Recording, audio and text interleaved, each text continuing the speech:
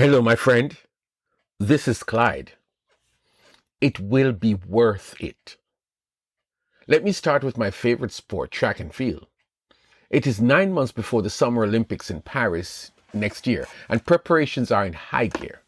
Right now, all over the world, thousands of people are already in full preparation, training, tuning up their bodies, pushing themselves beyond what is normal as they get ready to compete. They are going after medals, world records, fame, and fortune. That is a side we hardly hear about for most people who do sports.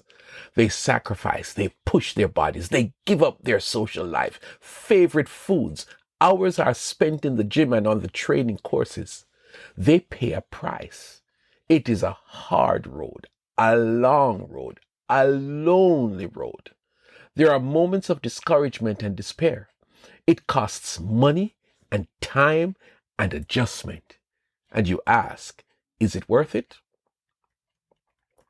As a professional pianist who has a hectic international schedule, performing all over the world in great concert halls to packed houses, he did not get there overnight.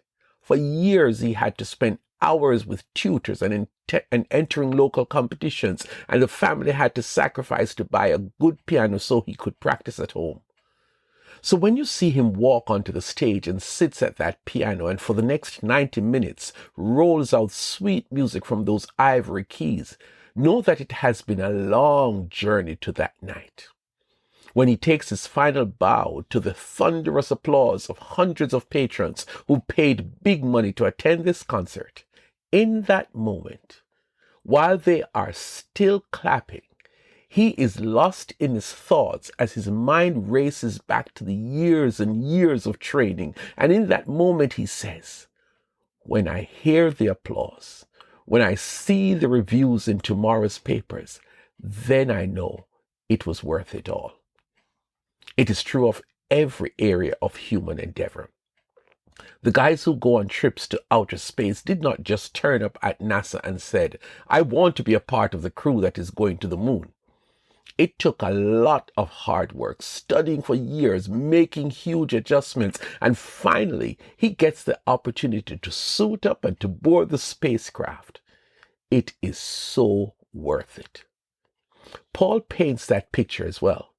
He was forthright with Timothy. You therefore must endure hardships as a good soldier of Jesus Christ. 2 Timothy 2 verse 3. Paul, that is no way to talk to a young man who is interested in Christian ministry. Break it down gently to him. But Paul had to keep it real. Do you want to be a soldier for Jesus?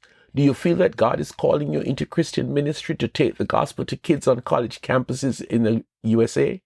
Well, Buster, I have to tell you that a life of hardship awaits you. It comes with the territory. Why should I endure? Why can't I just get a suite in a hotel nearby that the church will pay for, and I get a nice car to drive around as I move from campus to campus in my city, sharing the gospel? Go home, young man. Go home, young Christian. If you are going to live for Jesus, here is the harsh reality. You have to take up your cross daily and follow him. Let this sink in as I quote the New Living Translation version of 2 Corinthians 4, verses 8 through 10. We are pressed on every side by troubles, but we are not crushed. We are perplexed, but not driven to despair. We are hunted down, but never abandoned by God. We get knocked down, but we are not destroyed. Through suffering, our bodies continue to share in the death of Jesus so that the life of Jesus may also be seen in our bodies. It is not a walk in the park being a Christian, and getting into Christian ministry at any level, it costs a great deal.